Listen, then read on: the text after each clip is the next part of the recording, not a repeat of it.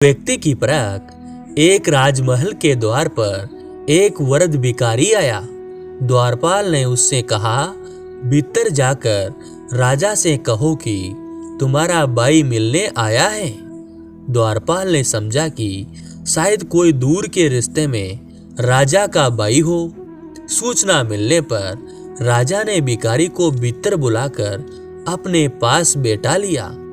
उसने राजा से पूछा, कहिए बड़े भाई, आपके क्या हाल चाल हैं? राजा ने मुस्कुरा कर कहा, मैं तो आनंद में हूँ, आप कैसे हैं? भिखारी बोला, मैं जरा संकट में हूँ। जिस महल में रहता हूँ वह पुराना और जर्जर हो गया है, कभी भी टूट कर गिर सकता है। मेरे 32 नौकर थे, वे भी एक एक कर चले गए हैं। 5 रानियां भी वृद्ध हो गई हैं। यह सुनकर राजा ने भिखारी को 100 रुपये देने का आदेश दिया। भिखारी ने 100 रुपये कम बताए तो राजा ने कहा, इस बार राज्य में सूखा पड़ा। तब भिखारी बोला, मेरे साथ समंदर पार चलिए, वहां सोने की खदानें हैं। मेरे पैर पड़ते ही समुद्र सूख जाएगा।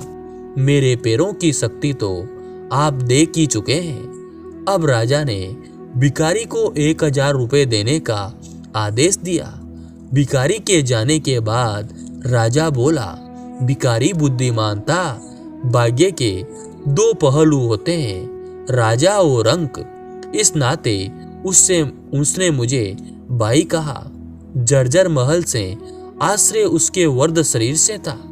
32 नौकर, दांत और 5 रानियां पचेंद्रियां थी।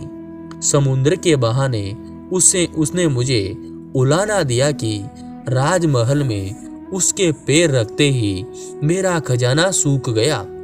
इसलिए मैं उसे 100 रुपये दे रहा हूँ। उसकी बुद्धिमानी देखकर मैंने उसे 1000 रुपये दिए और कल मैं उसे अपने सलाहकार नियुक्त करूँगा।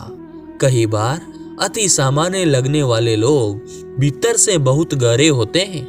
इसलिए व्यक्ति की परख उसके बाहर रहने सहन से नहीं बल्कि आचरण से करनी चाहिए। दोस्तों, आपको ये सुंदर कहानी कैसी लगी?